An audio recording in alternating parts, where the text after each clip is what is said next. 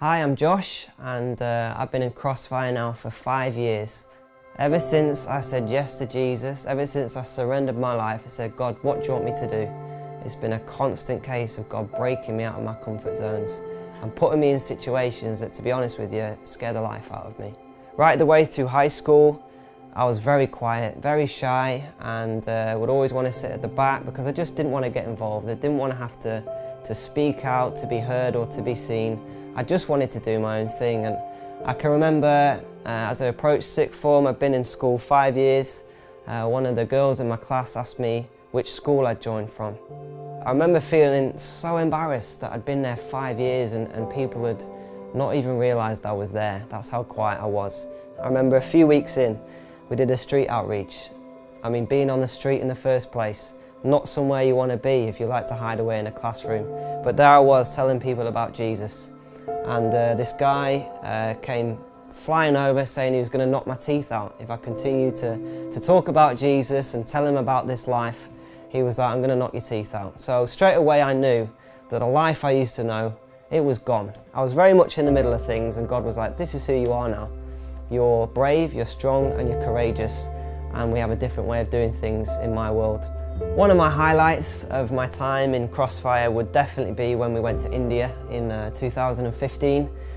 Me and Tim went out there for about 2 weeks, and it was incredible. The stuff we were seeing, it was like something out of the Bible. We were seeing miracles, we were seeing people get healed, and it was just awesome.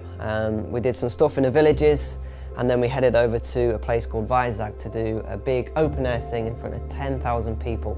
But I can remember before we went out, before we went and did our set, someone came over to us and he said, you know what guys, can I just have a word with you? So we're thinking, you know what, it's probably to do with, the stage or health and safety, that kind of thing.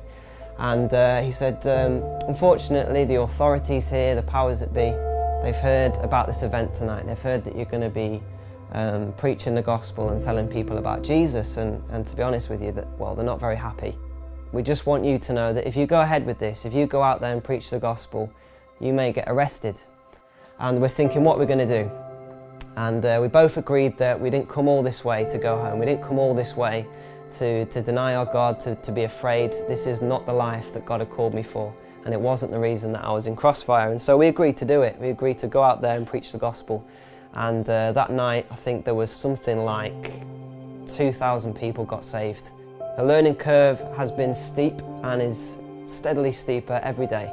God hasn't called us to an easy life. However, having said that it's not always easy, it is always worth it. And I know that I would not be the person that I am today if it wasn't for MJK, if it wasn't for Crossfya, and if it wasn't for the way that God has guided me through these things, for the way that God has brought me over these hurdles and these obstacles. There is a real cost to it. So we do want you guys to pray for us. We do want you to get behind us, because we can't do this thing on our own. You are the reason that we are doing this. You, the supporters, make this possible.